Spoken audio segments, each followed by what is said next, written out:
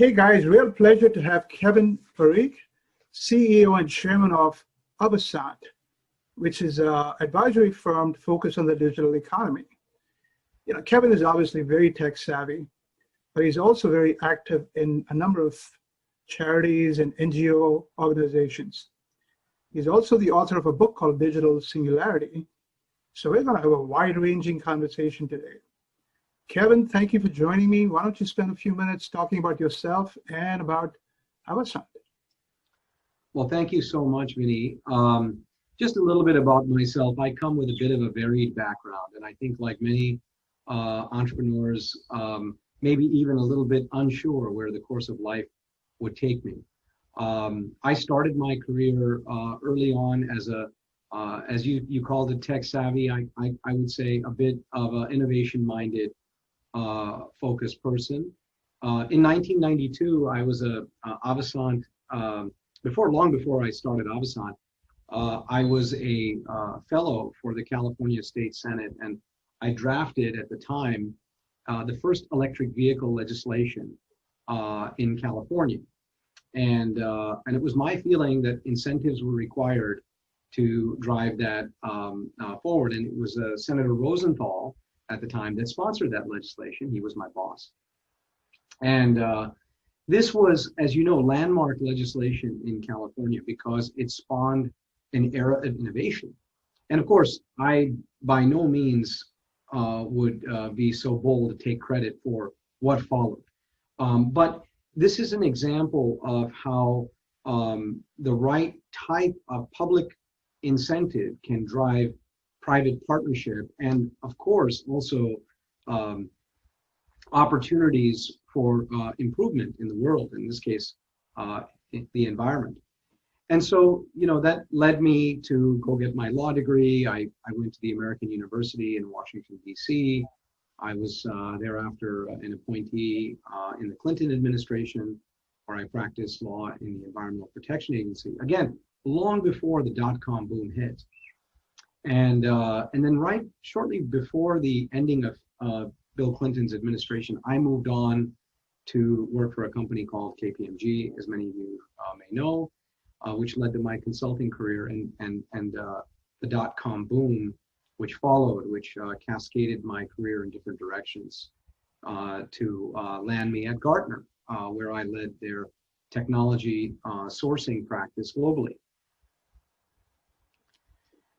Kevin, you and I have probably come within 5 feet of each other many, many times. I was at Gartner before you. I was at Pricewaterhouse before you. I was part of the dot-com boom, had a startup that did okay for a couple of years and then crashed and burned. So, but I'm not an attorney. You've done a way more than I have. So this is great to have you here. Well, I would say that one thing that I can absolutely take credit for is the outsourcing industry's contracting discipline. There were probably about a dozen of us lawyers at the time, all becoming very good friends, competing with each other on trying to figure out how to negotiate these complex global transactions. And at the time, what an exciting time! We're talking about Y2K, globalization, Thomas Friedman, the world is flat. Clay Christensen, of course, from Harvard, talking about the impacts of disruptive innovation. And it was really a tremendous time because for the first time, the technology industry and the innovators recognized that innovation wasn't just about what they could achieve or what they could earn, but what they could change, and how they could change the human condition. You ask, how did I get involved in the United Nations Global Compact? How did we get involved in doing development work in the World Bank? Our consulting practice and business strategy practice today has come together because we're providing guidance on innovation in developing economies across regions that have never seen this Western innovation before, and how we can apply it is exciting. So this is there's a lot to talk about, but of course I think we're all born in a very exciting time. Well, let's jump into that. In all the doom and gloom, it's actually been a remarkably innovative time, right? We've seen auto companies try to make ventilators. We've seen 3M quadruple in 95 mass production. Banks have processed 5 million PPP loans in 6 or 8 weeks. Last mile logistics, unbelievable heroics, obviously the healthcare heroics. You have such a wide range of clients and such a broad perch. Tell me what 4 or 5 things that have made you go, wow, I didn't think that was doable in a couple of months or ever. I mean, we talk about the impact of remote working, and we say, wow, I may never go back to the office again. And this is something you'll hear over and over and over again.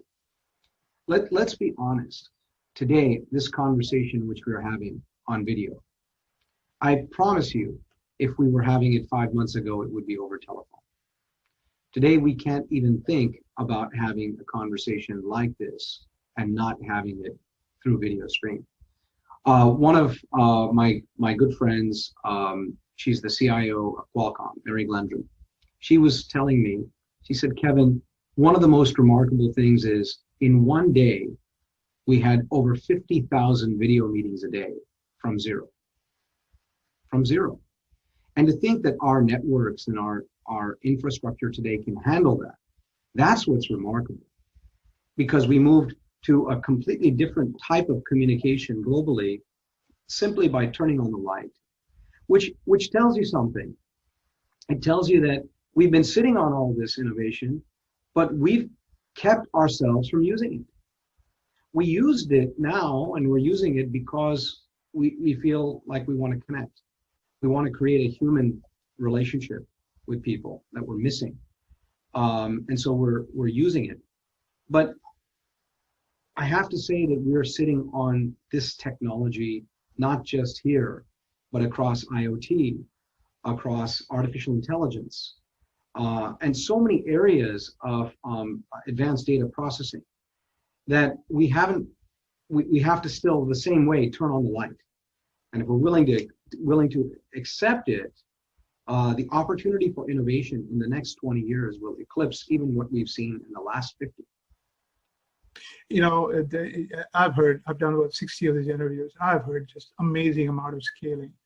So a hospital executive told me, he says, we've been farting, his words were, we've been farting around with telemedicine since 2002. He says, beginning of the year, we were 2% outpatient by telemedicine. Within 3 months, we're at 50%.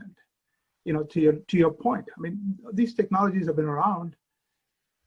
We're sitting on societal inertia, political factors, a whole bunch of reasons. Yeah. Bureaucracy, yeah. In my book, one of the things, sort of accidental theories of digital singularity, and I call it an accidental theory because, again, we are sitting on these technologies. If you look at the .com boom, it was driven by what? The internet, email, advanced networks, data centers, right? It was driven by hardware. It was driven by physical technology. The next generation of innovation is not actually driven by physical technology at all. It's driven by voice-driven technology.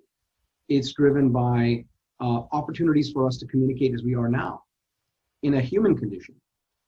And so digital singularity is very much about that. It's very much about a case for humanity and how this technology will be used to enhance the human condition.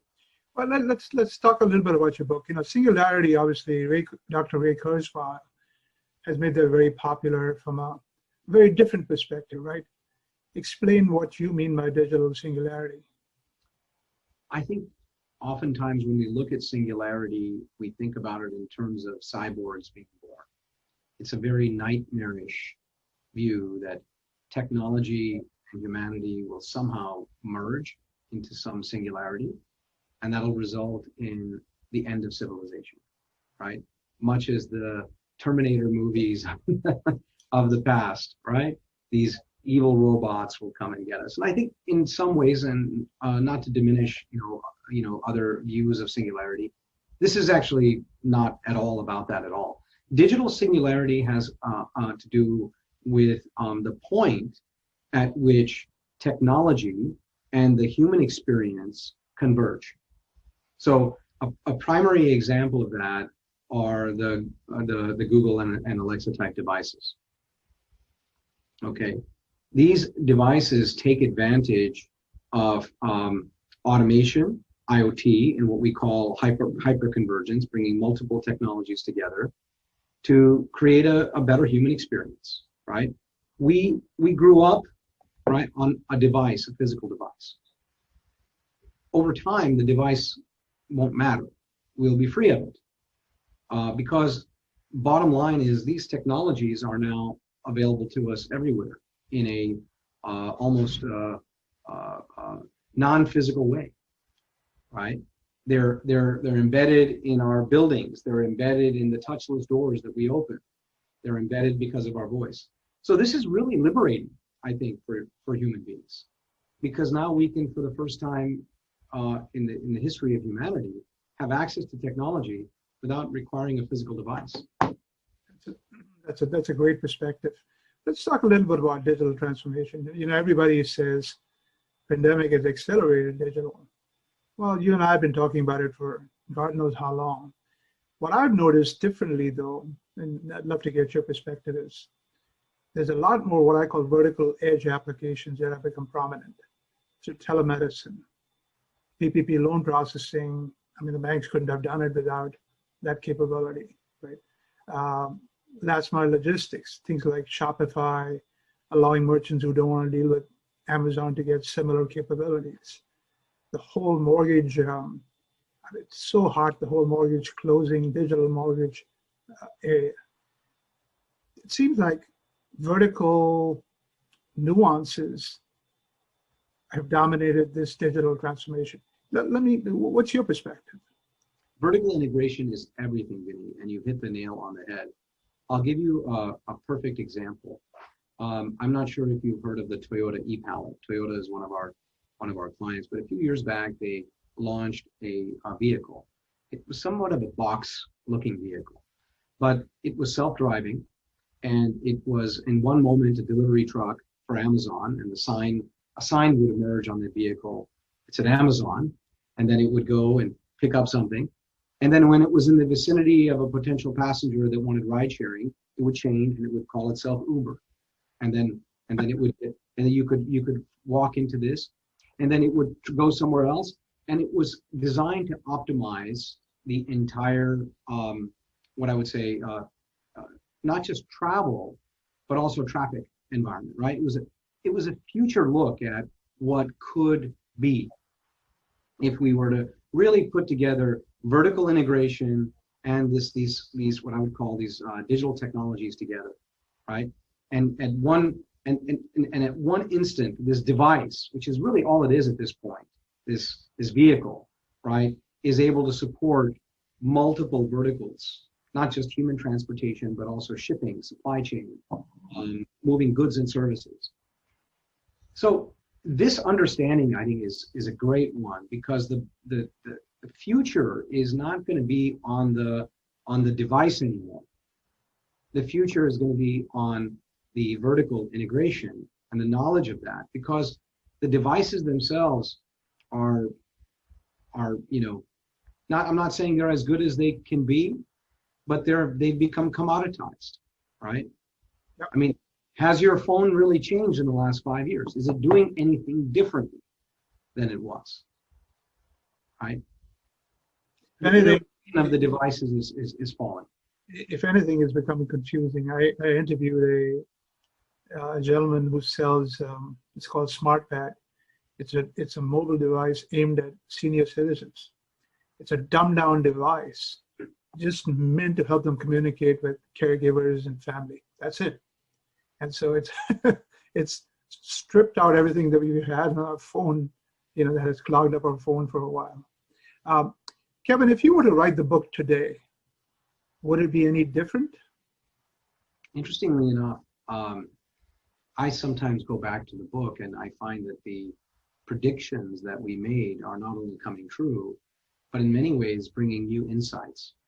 And much of it happened really about 8 years ago as we started thinking about these issues. And I started writing my notes for the book. And the impacts were really driven on human labor, right? Concern was we've moved so much offshore. Jobs have been lost in developing economies. They've gained in other economies. What does that mean as the world truly becomes flat and we start moving people, to a point where their global wages would be more equalized, right? And we're seeing the equalization of global wages.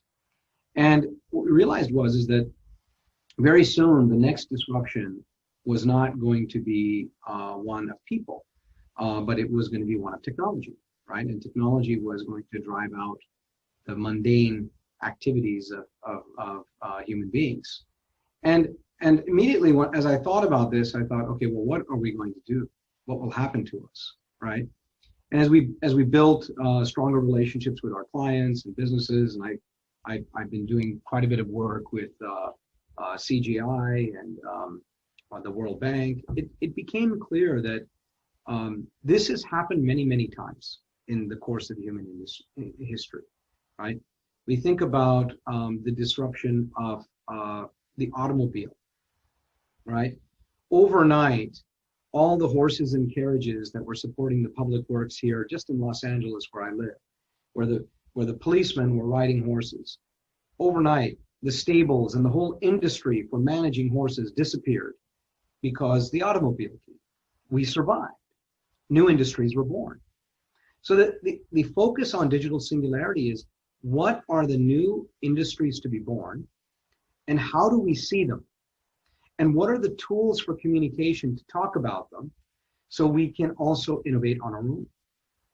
And so that's how the rubric of digital singularity was born.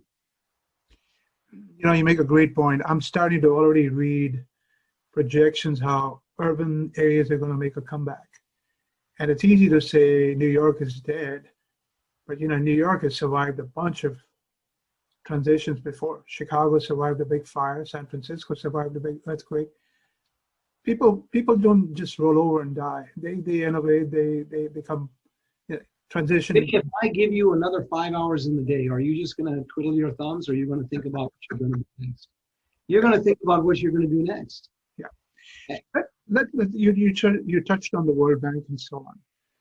The pandemic's influence has been very uneven around the world, right? Yeah. And certainly the U.S. will have to lick its wounds for a couple of years. As you talk to philanthropic organizations and NGOs and so on, are you getting a pessimistic view of how things are working out around the world? Tell us what you're hearing from around the world. So I'll tell you a little story. Last year, we were at the General Assembly, and I was there with my staff supporting specific United Nations Global Compact meetings. And we had a meeting with the Clinton Global Initiative, and the focus was, of course, on Dominica and on what we were going to do post-hurricane. And there was, at the time, there was some World Bank funding, about $400 million to put into Dominica to rebuild the infrastructure following the hurricane, which means, new fiber optic cables, new wires, new plugs, whatnot. And I say it that way, not to diminish it, but, come on, guys, in 5 more years, there's going to be another hurricane, and you're going to have to spend another 400 to next time, it'll be $1 billion that you spend to rebuild that infrastructure. So how are you going to think differently this time? What are you going to do? And so, I said, why are you repeating the same mistakes over and over again? I would recommend that we look at 5G and next generation technologies. Let's be wireless, right? Why are we even so the interesting thing about it was, I'm actually not a technologist. I'm just a guy that connects the dots, right? And so they went back and they brought the experts out. And sure enough, yes, we should be making the Caribbean wireless. We should be moving to 5G. Why are we making the same mistakes? So it's not ever an issue of not having enough investment dollars in developing countries. There's plenty of investment dollars, whether it's the Chinese or the development banks or USAID or even homegrown businesses or multinationals that want to make the investment promotion activities that are happening throughout the developing world with investment promotion agencies. The money can be found, but the intelligence on how that money should be spent is missing, right? And it doesn't take rocket science, it takes some thoughtfulness, right? But I think that as we move forward into this next generation, the willingness to take those types of risks is increased and enhanced. And it's increased and enhanced in many ways because of the pandemic, because of icons like Elon Musk, brave people that are willing to take risks, that are willing to try things differently. And I think it's created a little bit of a new awakening in companies and people willing to take risks in ways they haven't before. Yeah. Go ahead. Sorry. No, there's one last point. I gave a speech in last August at the 50th anniversary of the lunar landing to the European Bank. Now, I was speaking to their board. The European Bank, if you're familiar with it, it was born after the Cold War to rebuild Eastern Europe, right? And the members of the European Bank are the nation states, Germany, the United States, and other rebuilders, right, including Russia. And what I reminded them was there is a new mission for the European Bank. 50 years ago, when we had the lunar landing, we made it to the moon, on a processor, 1/1000th or millionth of the power of our current cell phone. And we had over 400,000 engineers that manually conducted calculations to get us to the moon. And we got there. We did it because we felt that we were under a race for innovation in the Cold War. And we felt that desire, that necessity for innovation. And I said, that time has come again for us, and that gives the European Bank, of course, a tremendous opportunity to make new investments, and the fight is not over. I'm glad you're that optimistic around the world. That's so nice to hear. Let's talk a little bit about leadership. So Mark Benioff made a comment a few weeks ago. He said, is this a pandemic or an epidemic? And it started off as a health crisis, became a financial crisis. Then we had the diversity crisis. Now, of course, in California, you're having a climate change crisis.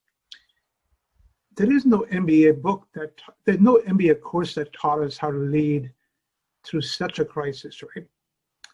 Where have you found, you deal with executives all the time. What leaders have impressed you, and where have they found the font of strength or inspiration? I think most of the leadership today is coming from the private sector. You look at the Bill Gates of the world who says, I'm going to solve this problem, right? Why is that? You see, there is something that we've lost in this epidemic, pandemic, or whatnot. And it's something that we were losing for many, many years. And that's the belief in truth and fact and data and information. We live in a world today of misinformation. People using data for political gain, whether it's through electoral politics, Russian scandals, Facebook. And that real tragedy in all of this, the real epidemic in all of this, is the loss of truth. And what is truth? I mean, truth, one may argue, you may tell me, Vinnie, is a very subjective thing. But when we make decisions around investment, around solving environmental problems, around global warming, around the pandemic, wouldn't it be nice if we made those decisions based upon factual information that was available to us and not hyperbole, fear? And I think this is why the private sector, which I believe today is still a very rational, one of the few rational aspects of humanity, because it is investment and business driven, is showing, I would argue, higher value. It's the corporations, private sector corporations, that are driving the innovation and the creation of the vaccine. right? You know, Kevin, I've done about 60 of these interviews, and every one of them, I step back and I go, wow, the business executives are so outcome focused. They're stressed, clearly stressed, but they're so positive. They're so non-political. It's been inspirational. You're right. And you know, I asked them, where do you get your inspiration? And you know, many of them say mentors, many of them say family. But it's all positive. A lot of faith in humanity and you know, forward movement. So And you know, it's our people, right? We're doing it for our families, of course. We're also doing it for our employees. We're doing it for their children. You know, I was asked, what are you going to do when, people are losing their jobs? What are we going to do here at Avasant about it? I said, we're going to give our children internships. We're going to give our children the best chance they have to get into the market. Well, but are you worried about how that looks and you're helping? I said, no, we're a private company. We're going to help our people. And when we can, and as we can, and this is something that's very important to Avasant, we're going to make investments in the world. And we do. We give a lot to our nonprofit, Avasant Foundation. Nearly 10% of our revenues. We put a significant amount of people investment. Every Avasant employee is required to put 20 hours a year into the foundation, or they can't qualify for their bonus, which initially made everybody very upset. But they love working and doing that, and they are thankful. Many of them have told me that I have permission to work in the foundation, and many of our partners and their children and my children support our nonprofit foundation and our youth education schools throughout the world. And this is part of being human. I think, you know, we're not just in this to make money. We're in this, you know, to enrich our souls. great to hear, Kevin. Any final advice, thoughts? Digital Singularity, a case for humanity, is at its very core a belief that there is a lot of room for humanity to grow and to flourish still. The world is not ending. This pandemic will not end us. It will make us better. We might even understand that the technologies that are available to us, these technology prerequisites, as I call them in the book, will be utilized in new ways that will drive innovation in the future. Thank you very much, Vinnie. I appreciate your time. Everyone I've met has spoken so highly of you and your interviews, and I enjoyed the conversation very much. Kevin, thank you so much. Stay safe. You know, those fires are scary, but everything has been scary the last few months. So stay safe. Thank you again. We'll get through it.